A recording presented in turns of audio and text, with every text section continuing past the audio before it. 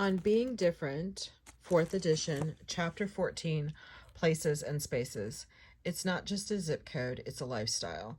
The link between space, place, and lifestyle translates into perceptions of identity of our own and that of others. For North Americans, today, home is varied meanings we continue to designate to and identify with a specific geographic location, often the place where we spent our formative years. Quote, "I'm a Texas to the bone," explains a middle-aged woman who has lived in 4 other states and has been educated abroad. Some of us speak of a chosen home, unquote, the place to which we move for higher education, a better career, or a more suitable lifestyle. The working class kid from Ohio turned Wall Street executive distinguishes himself as a, quote, New Yorker, a label denoting not only location, but also social status and lifestyle. Where we live influences how we live. An agrarian way of life and value system distinguish rural communities from urban and industrial centers. Greeks differentiate between islanders and mainlanders, Athenians and villagers, locals and expatriates. Sorry if I mispronounced. In Greece, one's ascribed status is inextricably linked with his or her place of birth, irrespective of achieved social standing. For example, a village-born, internationally educated top surgeon at the most prestigious hospital in Athens carries with him a childhood identity as a peasant. A self-image of his Athenian wife rejects, and his city-born colleagues never let him forget. The stigma that some Americans associate with being Southern, unquote, represents a rejection of rural culture associated with living off the land, close-knit relations, and conservative values. Poor rural Southerners must contend with cultural standards imposed by a national urban elite. Values of the dominant culture, such as cosmopolitanism, wealth, and formal education, tend to marginalize the rural poor. An illustrious academic record and star status at Yale's law school did not protect a young woman who grew up in the Tennessee hills from having to justify her roots to herself and to the legal establishment in New York City, where she is now a successful attorney. Industrialization brought rural people into a global subculture. As people different from and considered inferior to dominant urbanites, in many countries, peasants are perceived as backwards, simple-minded, old-fashioned, and parochial. In Guatemala, city dwellers consider mountain people to be uncouth and wild. Stereotypes distort group images and are used to justify discrimination against those who live outside industrial regions. Urban living quarters, such as ghettos, barrios, and ethnic enclaves, accommodate specific segment of the population for whom integration may or may not be an option. Earlier waves of immigrants settled in ghettos and barrios, chiefly because housing was affordable and they could live with people like us, unquote. Such neighborhoods served as temporary settlements until individuals earned enough money to, quote, move on up to more integrated middle-class neighborhoods, usually in the suburbs. More recently, ethnic and gay enclaves such as New York City's Chinatown and San Francisco's Castro district, respectively, provide residents a potentially long-term integrated multi-class and relatively self-sufficient socio-cultural milieu, excuse me, with its own local infrastructure. The unpredictability of the labor market, the search for job advancement, and the core value of upward mobility drive most North Americans to relocate several times during a lifetime. A common question urbanites ask one another is, quote, where are you from? Of course, the assumption is that one is not from here. Answering the question typically leads the individual to mention numerous residences: where she was born, where his parents moved, where her dad was transferred, where his wife got a job, where her son or daughter lives. Consider the middle class child who, by his 7th birthday, had lived in 6 different neighborhoods, 4 cities, 2 states, and 2 countries, because his parents have maintained a dual career family. Consider the following reflection by a Jewish woman who was born and raised in the United States but now lives and works in Israel. What I find amazingly touching is that I've managed to make a circle of friends ranging from their late 20s to their 60s, native-born Israelis, as well as those, like me, who came from somewhere else. However, very few, if any of them, are originally from the USA. In fact, the same is true of one of my friends in the USA. Diasporan reality is the only one I know and find comforting. Our emphasis. Often people live where they can afford to, rather than where they would choose to. Immigrants settle in enclaves where housing is affordable and transportation is accessible. Workers live where the jobs are.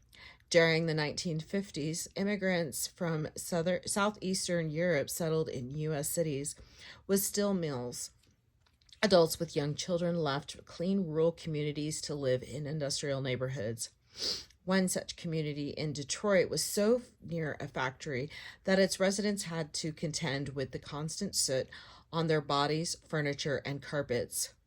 Like most resources, desirable space is distributed inequitably. Research shows a correlation between class, race, and the likelihood of exposure to environmental hazards. The poor immigrants and minorities often live in areas where toxins are concentrated. The bumper sticker, quote, it's not just a zip code, it's a lifestyle, unquote, may have been created by people who are socioeconomically privileged and proud of their neighborhood. But it also describes much less appealing locations where the poor are located. To their rescue comes the environmental justice movement. American environmentalists have fought for cleaner, healthier neighborhoods for decades. Today, an increasing number of political activists include minority group members seeking justice and equity in their living conditions. They work to protect vulnerable communities from exposure to threats linked to hazardous facilities. Human agency, a key determinant of social change in a multicultural society, is evident once again. Regional diversity. North Americans live in communities of various sizes and types. Cities, towns, suburbs, exurbs, located further out than suburbs, gated in retirement communities, and rural areas. We are geographically mobile, following the job market, but planes, trains, automobiles, phones, and the internet help us maintain our social networks as we move. The links provided by modern systems of transportation and communication and by the national economy have reduced somewhat the role of regional contrast in promoting diversity among us. Because Americans move a lot and are exposed to the same media and national chains, Atlantans and New Yorkers are not as different now as they once were. But regional diversity does persist. Table 14.1 lists the population of the United States by region.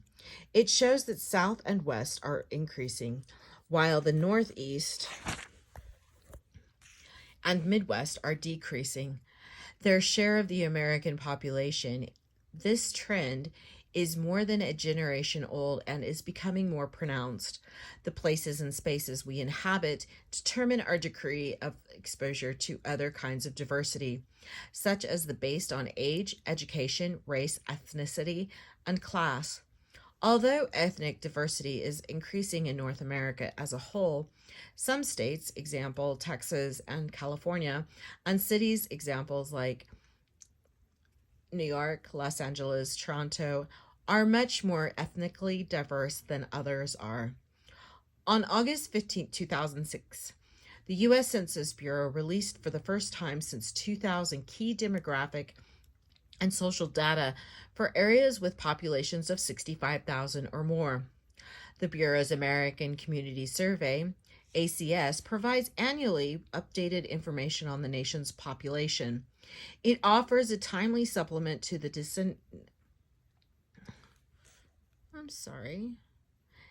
decennial, yeah, it is decennial. Sorry about that. Census held every 10 years. The ACS covers some 7,000 acres, including all congressional districts and counties, cities, and American Indian Alaska Native locales with 65,000 or more residents. Consider age-based variation. According to the 2005 ACS, the median age for the U.S. household's population was 36.4 years.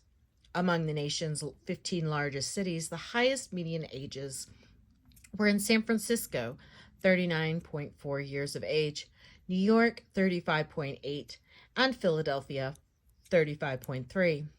The lowest median ages were in Phoenix, 30.9, Dallas, 31.9, and Columbus, Ohio, 32.1. According to the U.S. Census Bureau, the median age of all Americans increased to 36.8 years in 2008. The 5 U.S. states with the oldest median age were Maine, 42, Vermont, 41.2, West Virginia, 40.6, Florida, 40.2, and New Hampshire, 40.2.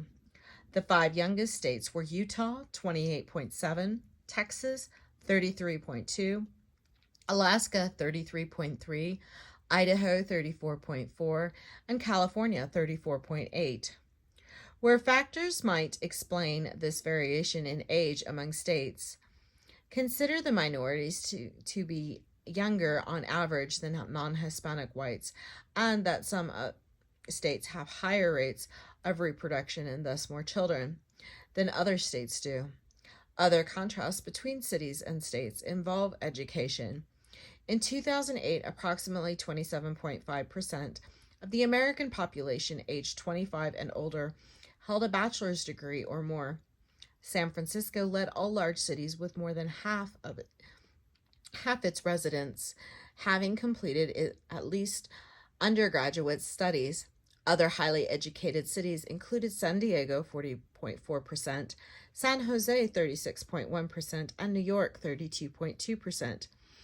The most educated states were Massachusetts, Maryland, Connecticut, Virginia, New York, Vermont, New Jersey, and Colorado. Statistical Abstract of the United States, 2010, Table 22.8, Table 228. The District of Columbia has an even more educated populace than any state. Why might this be? The foreign-born percentage of the United States overall was 12.7% in 2007, compared with 39.9% in Los Angeles, 39.8% in San Jose, 36.8% in New York City, and 35.3% in San Francisco. Conversely, Detroit, 5.4%, Memphis, 5.5%, Baltimore, 5.8%, and Indianapolis, 7.3%. Were large cities where the foreign-born percentage was substantially below the national average.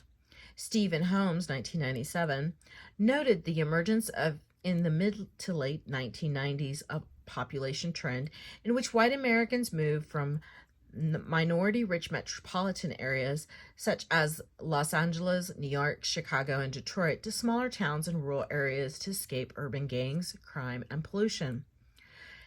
This movement reverses a previous trend toward decline in the rural U.S. population. As metropolitan areas, including their suburbs, become more ethnically mixed, whites are now moving to exurbs, rural areas, and small towns. Supporting this trend is the decline of major urban industries. Large businesses and factories need their plants and workers concentrated in a particular area, but for small businesses, the need is less.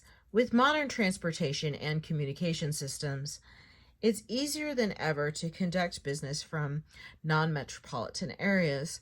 Most of the target states of the new white flight have been in the West. Holmes, 1997, thinks that current population shifts may be increasing racial and ethnic polarization. Certain states, mainly along the east and west coasts, are becoming more heterogeneous, while other regions, such as the Rocky Mountain states, the upper Midwest, and New England, remain overwhelmingly white. Regional differences and regional stereotypes, which, like ethnic stereotypes, are often negative, still exist and have social significance. American national prejudice against Southern accents surely has affected public evaluations of presidents. Jimmy Carter, Bill Clinton, and George W. Bush, because Southern speech continues to be stigmatized. Southerners who move outside the South usually change their speech to fit national norms or to meet new local standards. With speech closer to national norms, Northerners who are transplanted to Atlanta are more secure linguistically than are Atlantans in New York. Northerners feel less need to trade in their speech for a more favored dialect. Regional differences involve not just speech, but also religion, politics, race, and ethnicity. The American South traditionally has been a region of Protestantism and political conservatism, whereas Boston and New York, respectively, are more Catholic and more Jewish, and both more liberal than the rest of the country. Those who are different by virtue of religion have faced persecution in many areas in the United States. Best known in the South, the Ku Klux Klan, which originated in Michigan, has attacked Catholics and Jews as well as blacks. The year 2010 witnessed resistance to the construction of Islamic cultural centers on mosques from New York City to Murfreesboro, Tennessee. Nevertheless, mosques have joined Protestant churches, Roman Catholic chapels, and Jewish synagogues in many states and Canadian provinces. For members of all those religions, this spread of their houses of worship makes it easier to maintain their participation even as they relocate and travel. Regions are adapting to globalization. Today, there are Asian and Latino restaurants and Asian and Latino immigrants all over the United States and Canada. With the growth of larger communities, including virtual communities and self-conscious, politically organized diasporas, transnational migration, and other globalizing trends, regional difference per se may become less important, or maybe not. Robert D. Kaplan, 1994, speculates that regional and ethnic identities could threaten the United States and Canada. Politically, the American South increasingly stands out as a region of more conservative politics than the rest of the country. Compared with the United States, Canada is more split by region, language, and culture. English-speaking Canada versus Quebec, as well as by political orientation, with more regionally defined political parties in its multi-party system. Canada features a major linguistic contrast associated with region, pitting French-speaking Quebec against the rest of the country, where mainly English is spoken. In the United States, one is more likely to hear Spanish in California, Florida, New Mexico, New York, and Texas than in other states. California, the scene of so much immigration, particularly from Asia, has more linguistic diversity than other states have. But as we'll see in Chapter 15, multilingualism faces a tougher road in the United States than it has faced in Canada. Geographic mobility. Americans move around a lot. Consider the authors. Kottack was born and raised in Atlanta, studied in New York City, spent most of his life in Michigan, and now makes his primary residence in coastal South Carolina. Kozaitis moved from Greece to Michigan and now lives in Atlanta. Because of cultural background, historical experience, economic necessity, and media reinforcement, Americans are mobile, exploratory people. Our fondness for mobility and for wide open spaces is not characteristic of all cultures. Brazilians, for instance, tend to prefer densely packed cities and constant human contact. The pursuit of the frontier has created an American history replete with travel, adventure, and encounters with strangers. Growing up in the United States still entails separation from those who raised us. Issues of venturing out, leaving home, breaking away from family, and perhaps from class background, and creating ties with strangers have been critically important. In American history, it is no wonder then that so many American creations, from literature to the mass media, express these themes, our willingness to boldly go where no one has gone before, unquote. Costs of moving include loss of personal contact with and support from close family and friends and disruption of children's schooling. Benefits of migration may include better opportunities for social integration, a safer environment, or a more pleasurable climate. However, the primary reason to migrate is to increase earnings. Borjas, 1994.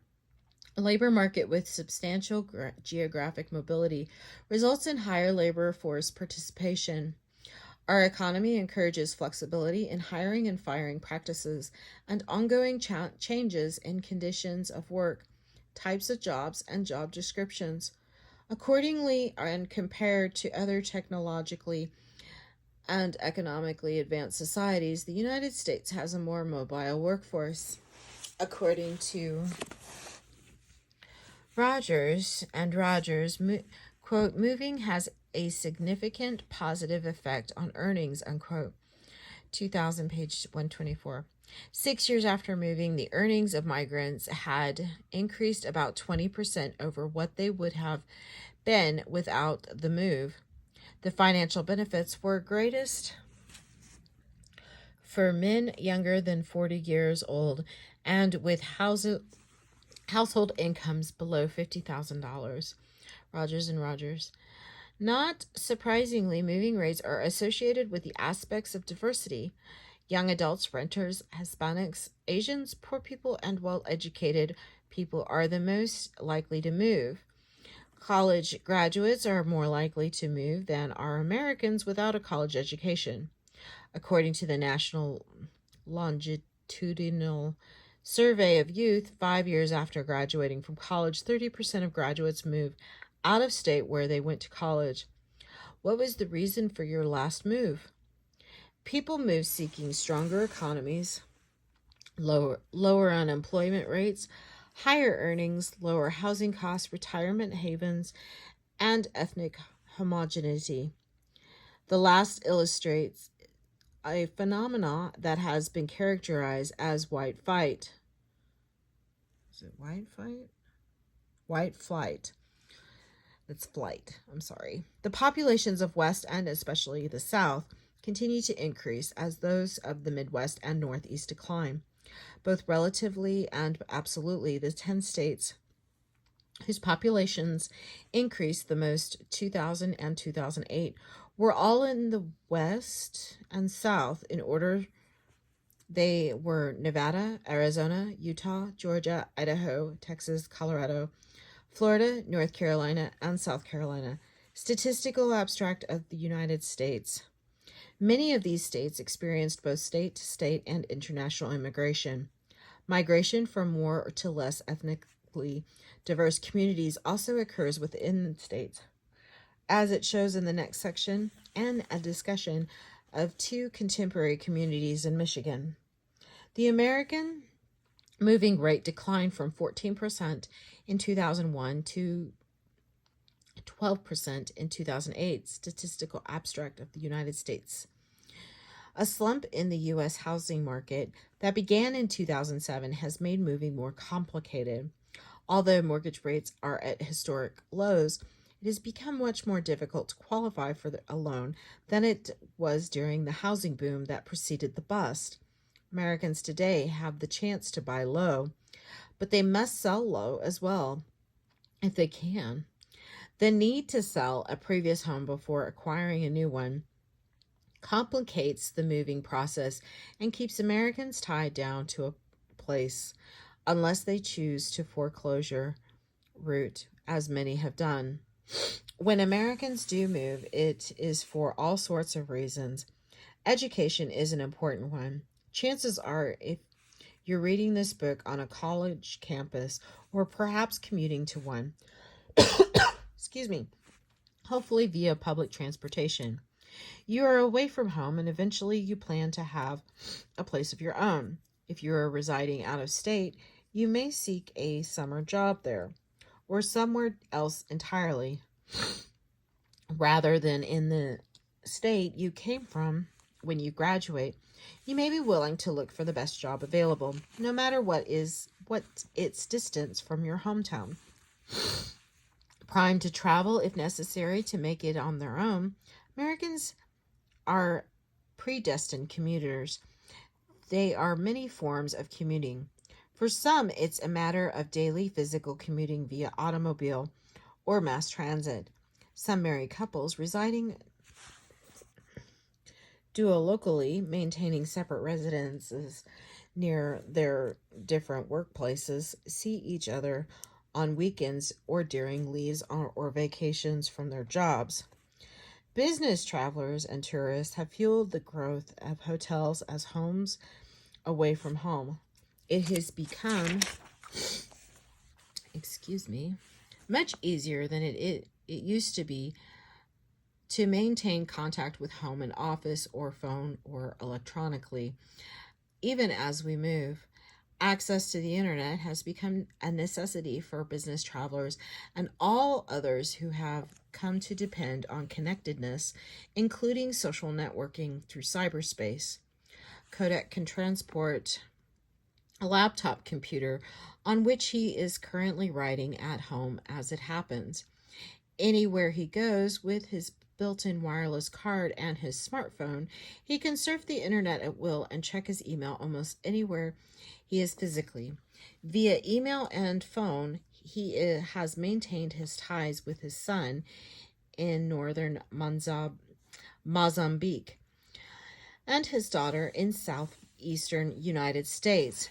During times of little activity, Kottack even chaired his anthropology department from afar via email, phone, and fax. The futurists were right. The virtual offices arrived. Such constant long-distance communication was impossible a generation ago.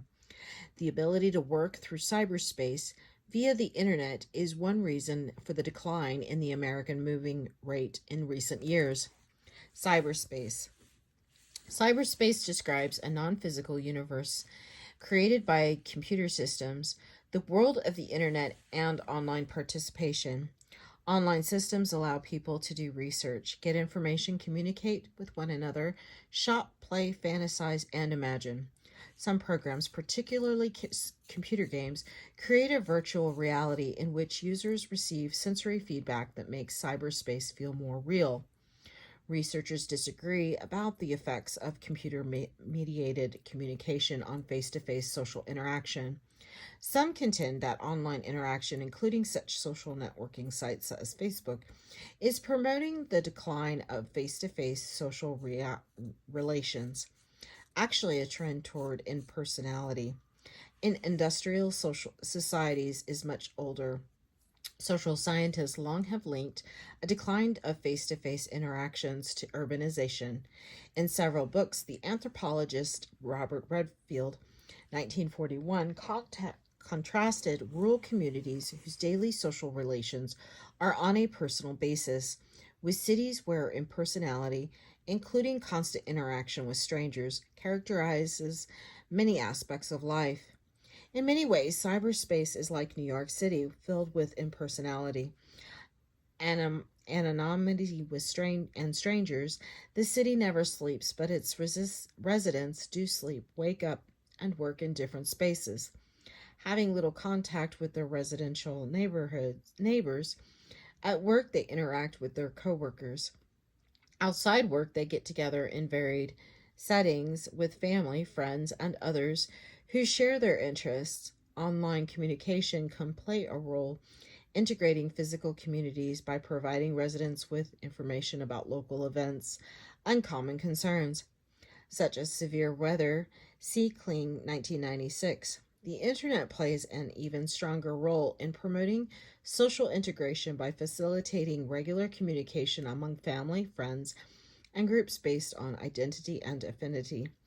People with common identities, conditions, experiences, or interests, especially based on work, one of its main roles has been to establish and maintain links between physically dispersed people, especially family, friends, and work mates, who have much and come to have more in common. The internet links people in different regions, even nations, in a common communication network. As it is the favored language in commerce, English has become the key language of international cyberspace. Because of this, online communication may be promoting linguistic uniformity, even as it reinforces other kinds of diversity. For example, affinity groups based on special interests.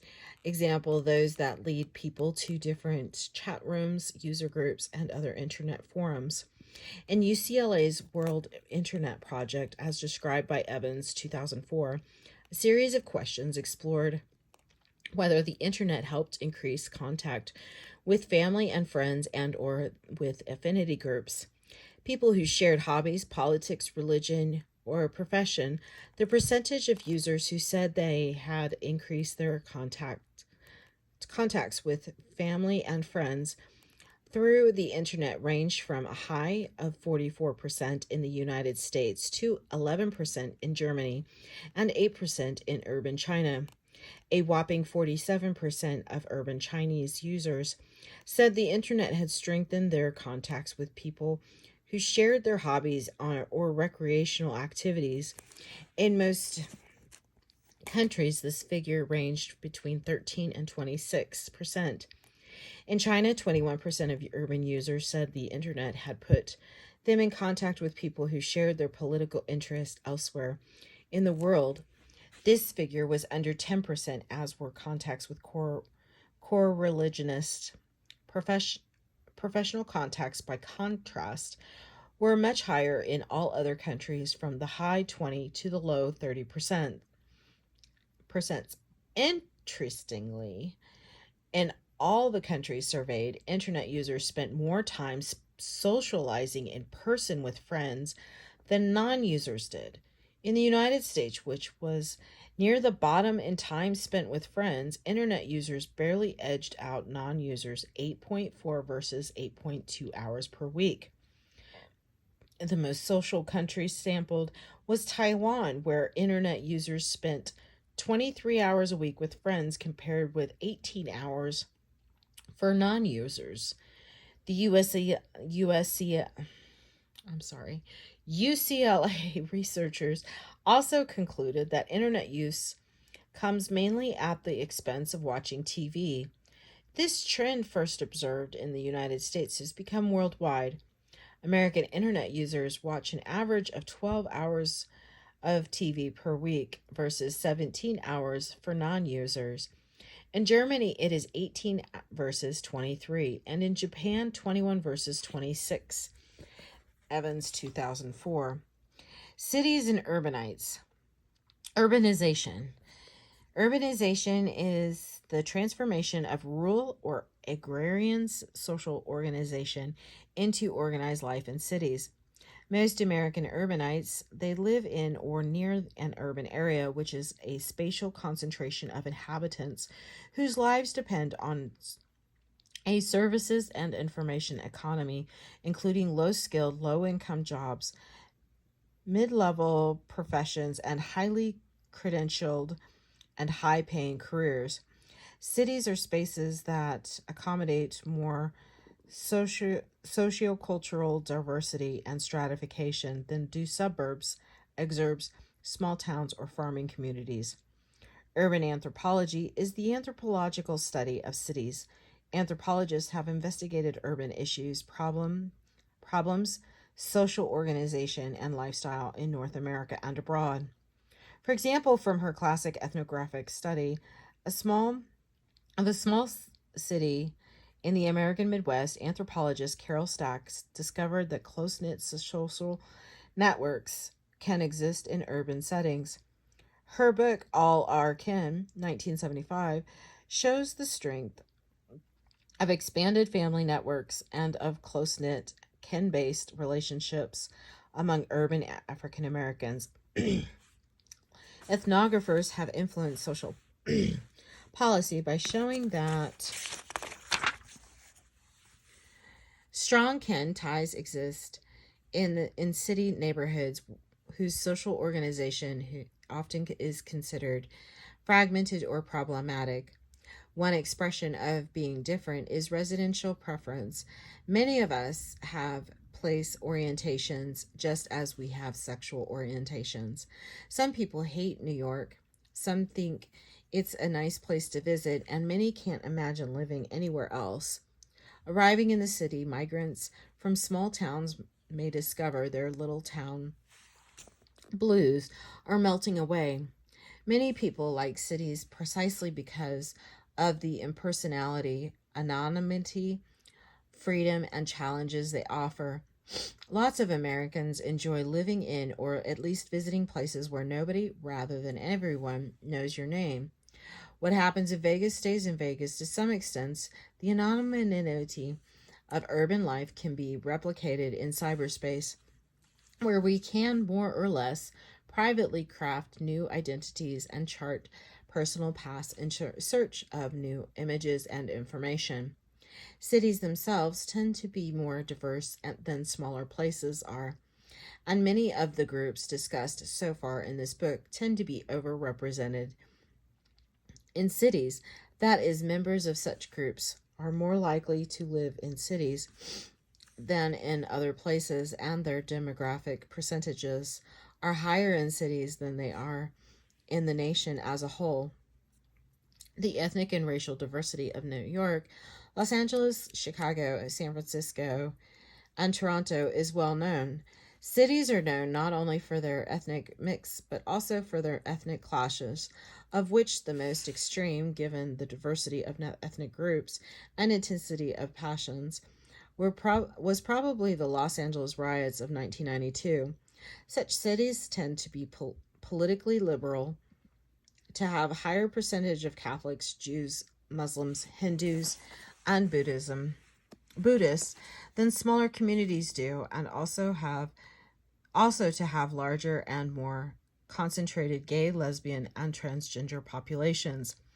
Atlanta, Los Angeles, New York, San Francisco, Oakland, and Toronto all have recognized gay and lesbian districts. Differing in income, household organization, and ethnic affiliation, neighborhoods influence their residents' quality of life and their opportunities for upward mobility. In low-income neighborhoods, recreational and learning opportunities for children are limited. Parents save money to buy a house in a, quote, good neighborhood with a, quote, good school, typically means a middle-class neighborhood. The market fuels patterns of housing and inequities and location inequities. I'm not going to say that. Immigrants tend to live near other low-income minorities. This may be an in an inner city barrio, ghetto, or neighborhood, or it may be along old highways that radiate out from the cities like Atlanta, acculturation, and graded higher than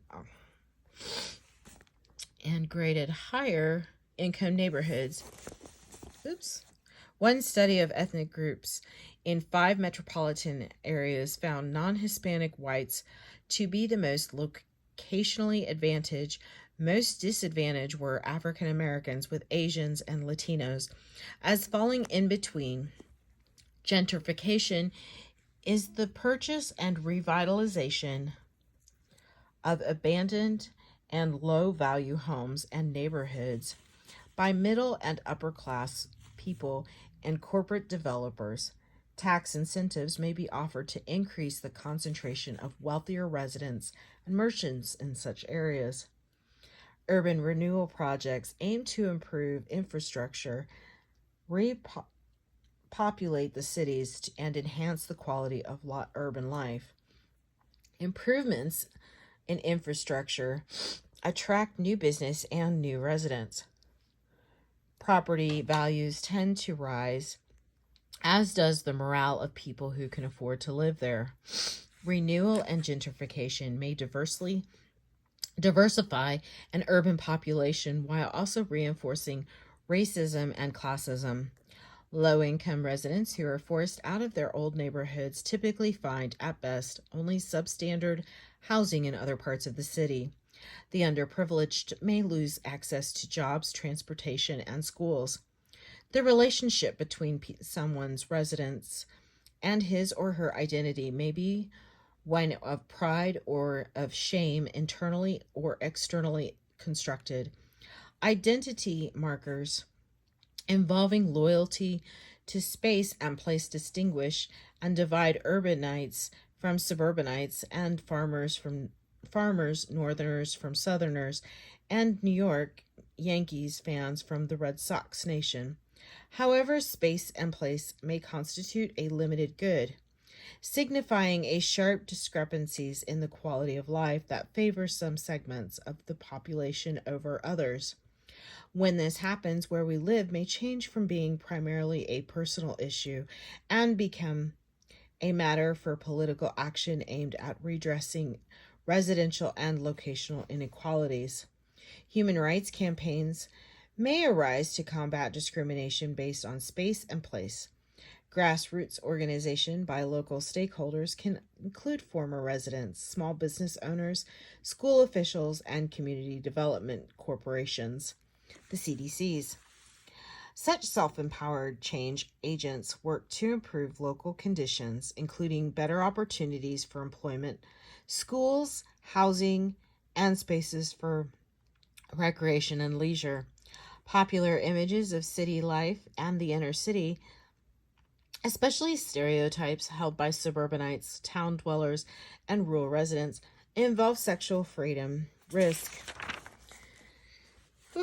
excuse me, crime, fear, broken families, strangeness, decadence, and poverty. Cities may be seen as places where our passions come to life, and indeed among the human traits and passions that find expression in the metropolitan centers are visual, performing, and culinary arts, as well as sports, human rights campaigns, child rearing, other forms of clean recreational activities, and plain old wholesome fun. In contemporary North America, a few true cities such as New York, San Francisco, Montreal, and Toronto recall such European cities as Amsterdam, London, Paris, Berlin, and Rome.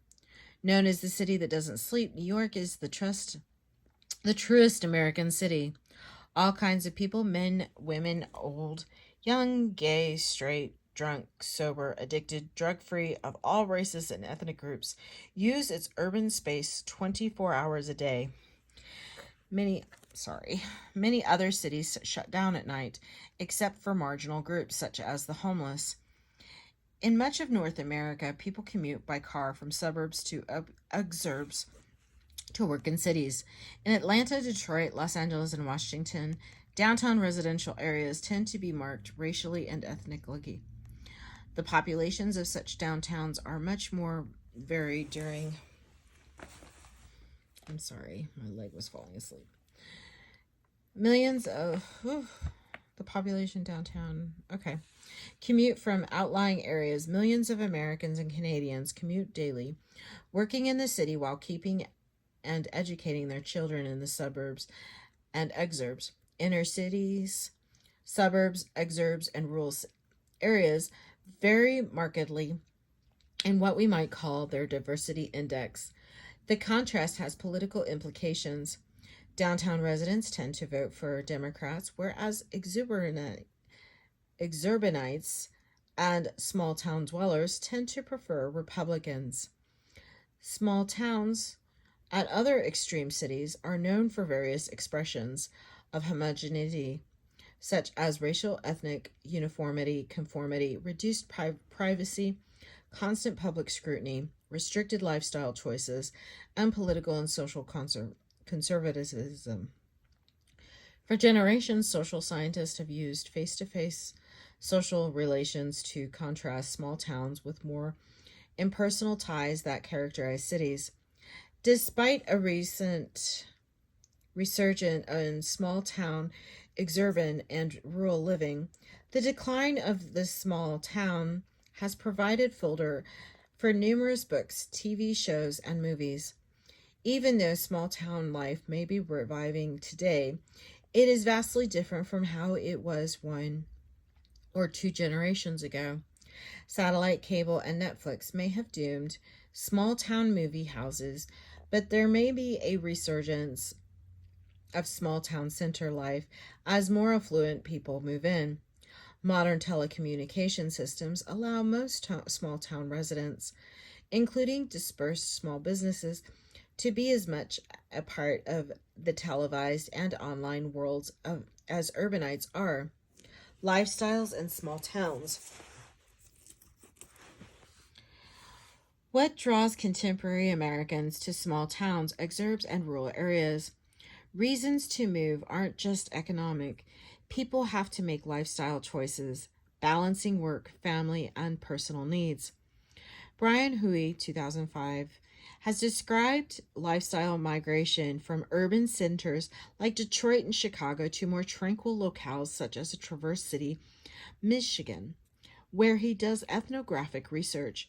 Huey's lifestyle migrants include professional men and women who have chosen a calmer and less materialistic lifestyle in Traverse City over their former hurried corporate work schedules and or long commutes. Usually they choose jobs that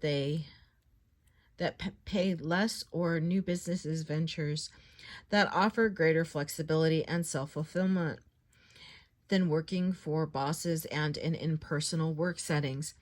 Individual self-fulfillment is a prime factor in such lifestyle migration.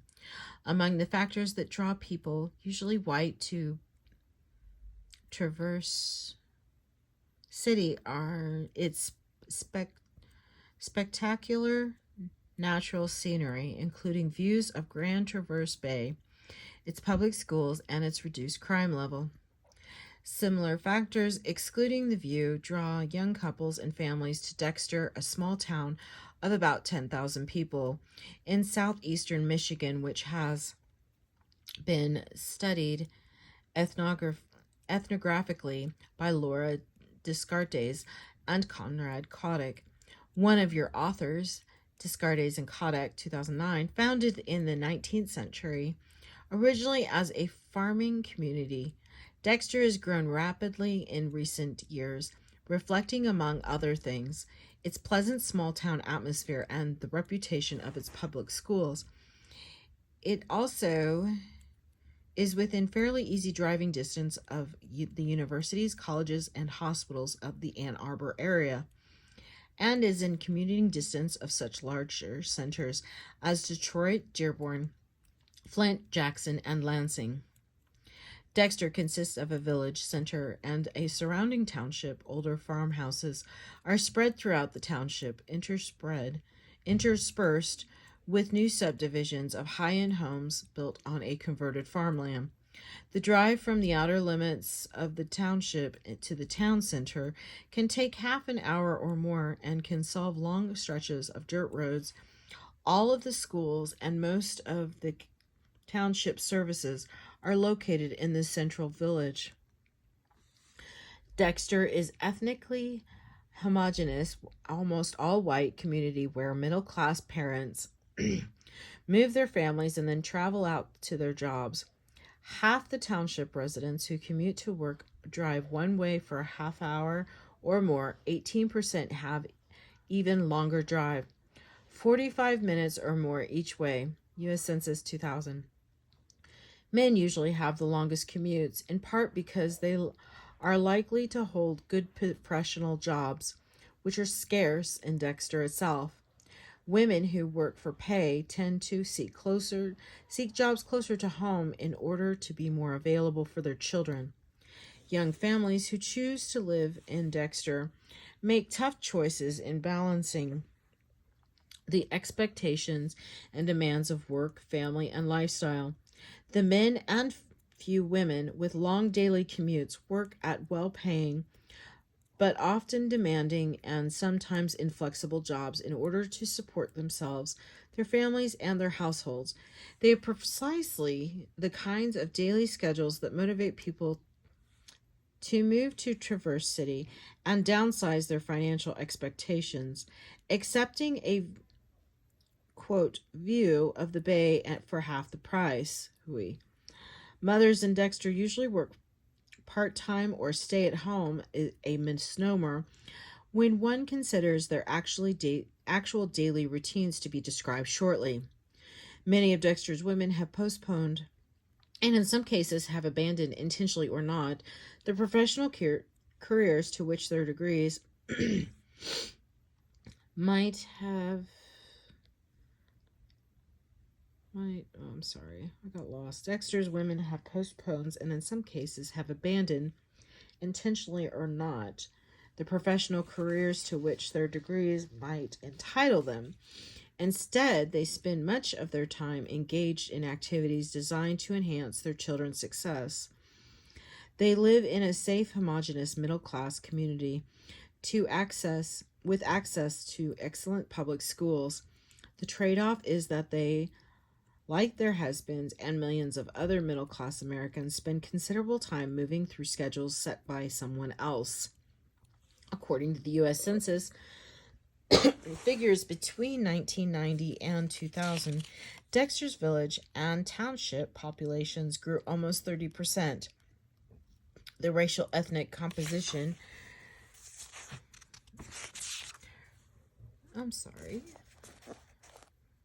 remained overwhelmingly 98% white. Most children in Dexter, including 96% of township, live with two parents. Most 78% of the two-parent families lies in Dexter have two incomes. If only one parent is employed, it's usually the father. Women who work for pay are far more likely than men to work part-time. Dexter's working fathers include many doctors, lawyers, scientists, and engineers. Dexter's professionally trained women have degrees in nursing, dental hygiene, education, and social work. The children of such couples are firmly in the middle class, and their parents intend for them to stay there. Hayes shows how middle-class American mothers believe that having their children participate in diverse extracurricular activities provides them with appropriate cultural capital for their future class positions. Describes how such activities, which build self-confidence in dealing with authority figures, facilitate subsequent employment in the white-collared world.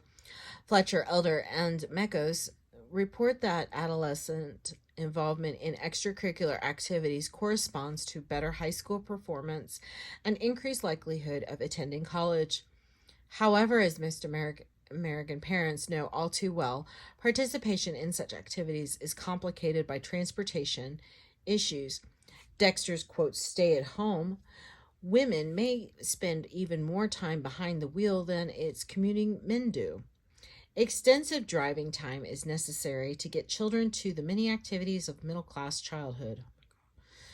Such activities included t-ball, little league, soccer, hockey, dance, horseback riding, drama, workshop, language class, religious studies, basketball camp, medical care, tutoring, music lessons, and music therapy. Many of these activities take place outside the community proper. Dexter lacks the population density needed to provide such an array of specialized services and activities locally. Thus, parents may have to get one child to music lessons in Ann Arbor at the same time that another child has soccer in a town 20 miles away. Even if a service is available in Dexter, selection is limited, and parents may choose to go elsewhere. For example, some parents drove an extra 15 to 30 minutes one way to get their child to a preferred allergy specialist or daycare. Daily child transportation is complicated further by the fact that many Dexter parents don't want their children riding school buses for up to an hour each way. Even parents who let their kids ride the bus may have to get a child directly from school for extracurricular activities. One mother complained that she had to pick her son up from school to allow him to attend soccer practice 30 minutes after school in a town that is 20-minute drive away. This activity was actually scheduled by the school system, yet no school-based transportation was provided. Another kind of lifestyle move is for retirement. People seek milder climates and perhaps lower taxes. In the South and West, Florida, for example, has no state income tax. In gated communities from South Carolina to Arizona, seniors find relative safety and demographic homogeneity that compares with that of Dexter. Michigan, except the people are older. Millions of older Americans live in middle-class, mostly white, gated communities throughout the United States. But most notably in the South and West, so great can be the desire for homogeneity that some such communities can even ban children as permanent residents. The United States now contains hundreds of age-restricted communities. One is Sun City, Arizona, a town of more than 40,000 residents located outside Phoenix. To remain a restricted retirement community, at least 80% of Sun City's homes must have at least one occupant aged 55 or older. By statute, no newborn, toddler, child, adolescent, or teenager can call Sun City home. Households are allowed limited child visiting time, 90 days per year total. For someone with 10 grandchildren, each one can visit for 9 days each. Note that Traverse City, Dexter, and Sun City are all at least 96% white. Most senior-oriented communities lack such rigid age restrictions, even though less than 10% of their populations may be below 50 years of age. Often these are havens where older white people attempt to recreate the kinds of social relations they remember from their high school days. Local social organizations like that of a high school may include teams and cliques based on sports, golf, and tennis. Now versus football, basketball, band, and cheerleading. Back then, exchange clubs offer senior citizens the chance to participate in service organizations, similar to those, example, DeMolay. They joined in high school. More progressive residents, like high school outsiders, often find fault with the lack of diversity and Republican politics, usually characteristics of such communities. Not only retirees live in such communities, older working people can still lead active lives elsewhere through the electronic office. The American Periphery. We've just examined the growth of small towns and rural areas that are attracting more affluent residents, even as the thousands of others shed population and stagnate. Poverty in North America has rural as well as urban expressions. Job scarcity and in rural areas is a prime reason for rural urban migration, including across national borders. In a comparative study of two counties at opposite ends of Tennessee, Thomas Collins, 1989, studied the effects of industrialization on poverty and unemployment in these rural areas. Hill County, with an Appalachian white population, is on the Cumberland Plateau in eastern Tennessee. Delta County, predominantly African American, is 60 miles from Memphis in western Tennessee's lower Mississippi region. Both counties once had economies based on agriculture and timber, but jobs in those sectors declined sharply with the advent of mechanization. Both counties maintain unemployment rates more than twice of that of Tennessee as a whole. More than a third of the people in each county live below the poverty level. Given very restricted job opportunities, the best educated local youths have migrated to northern cities for 3 generations. To increase jobs, local officials and business leaders have tried to attract industries from outside. Their efforts exemplify a more general rural Southern strategy, which began during the 1950s of courting industry by advertising a good business climate, meaning low rents, cheap utilities, and a non-union labor pool.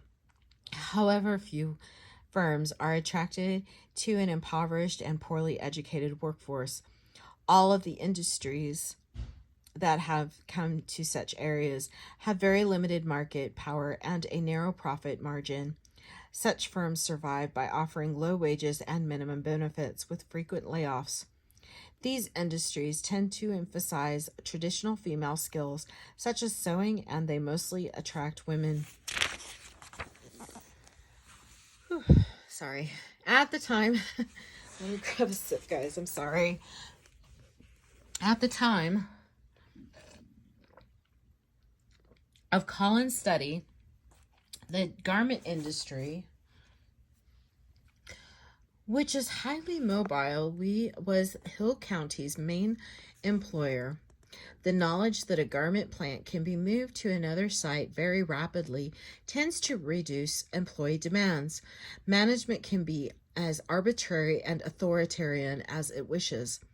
The high unemployment rate and low educational level ensured that many women would accept sewing jobs for a bit more than the minimum wage.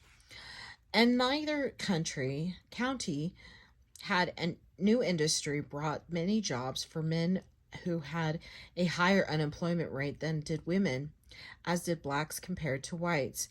Collins found that many men in Hill County had never been permanently employed. Instead, they worked temporary jobs, always for cash. The effects of industrialization in Delta County were similar, that county's recruitment efforts likewise had attracted only marginal industries. The largest was a bicycle seat and toy manufacturer, which employed 60% women. 3 other large plants, which made clothing and auto seat covers, employed 95% women. In both counties, the men maintained an informal economy. They sold and traded used goods through personal networks. They took casual jobs such as operating farm equipment on a daily or seasonal basis.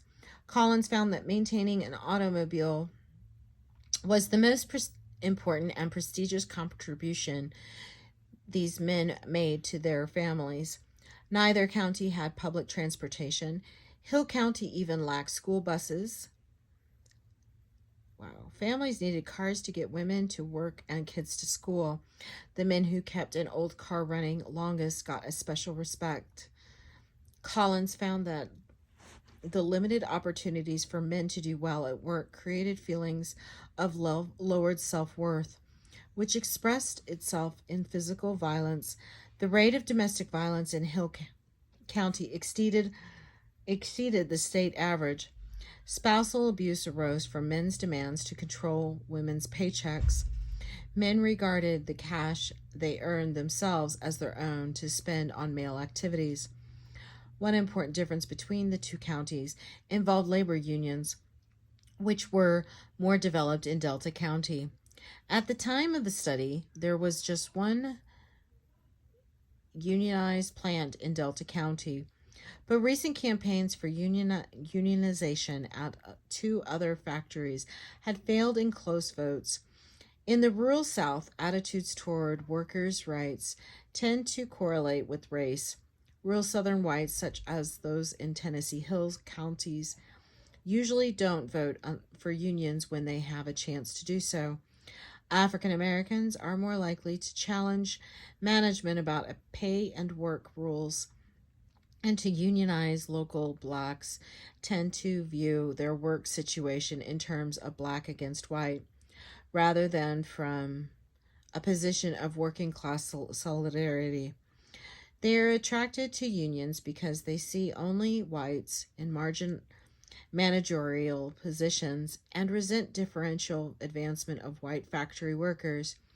One manager told Collins that once the workforce of a plant becomes more than 1/3 black, you can expect to have union representation within a year. Considering the probability of unionization, businesses have avoided building plants in the primarily African American counties of the lower Mississippi, preferring instead the wider central and eastern parts of the state.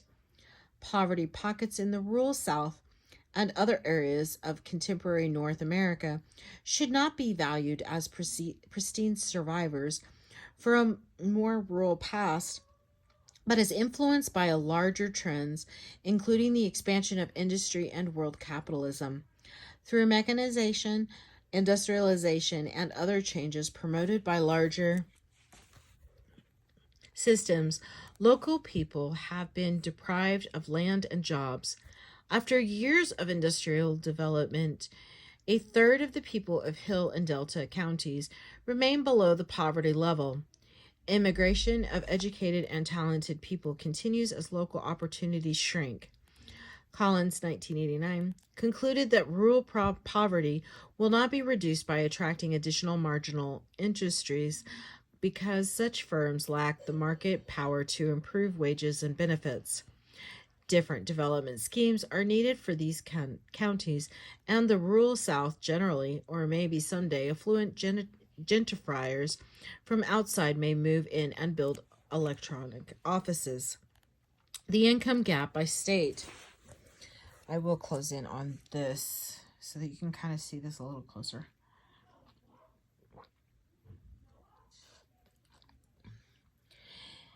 Diversity in the places and spaces we inhabit is correlated with our exposure to other kinds of diversity, including that based on class, employment, and income.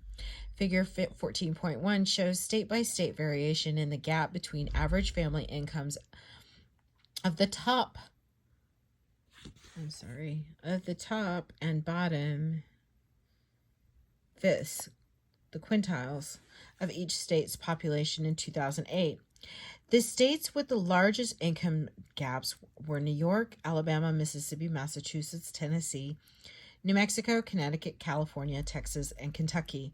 Center of the Budget and Policy Priorities, 2008. In New York, where the gap was widest, the richest fifth and had an average income 8.7 times that of the poorest fifth. The very richest New York families, the top 5%, had an average income 15.4 times that of the poorest 20%. In Utah, the state where the gap was narrowest, the comparable figures were 5.4 and 8.1. The states with the smallest gaps included Utah, North Dakota, Vermont, Wisconsin, Iowa, Nevada, New Hampshire, Maine, Nebraska, and Minnesota. Looking at these lists and at figure 14.1, can you conclude anything about the relationship between ethnic homogeneity or heterogeneity of state and its income gap? New York, California, and Texas all have large population of immigrants who tend to accept lower wages for unskilled labor than do native-born Americans. These states also have high-tech industries and large concentrations of well-educated professionals working in services and information processing. Widening the family income gap are their higher salaries and tendency to choose domestic partners with similar professions. The decline in manufacturing jobs and union benefits in many states also has contributed to a widening income gap. Some states are markedly poorer than others. The states with the highest poverty rates in 2007 were Mississippi, Louisiana, and New Mexico, Arkansas, Kentucky, Alabama, West Virginia, Texas, Tennessee, and Oklahoma. All but one, New Mexico, voted for Republican John McCain for President of the United States in 2008. The states with the highest family incomes in 2008 were Maryland, New Jersey, Connecticut, Massachusetts, New Hampshire, Hawaii, Alaska, Virginia, Rhode Island, and Minnesota. All but one, Alaska, voted for President Obama in 2008. How might you explain those voting patterns in relation to income poverty and other factors? Why do you think the poorest states tend to vote Republican for president, while the more prosperous states tend to prefer Democrats? Here are the key terms, and this is the end of Chapter 14. Thank you.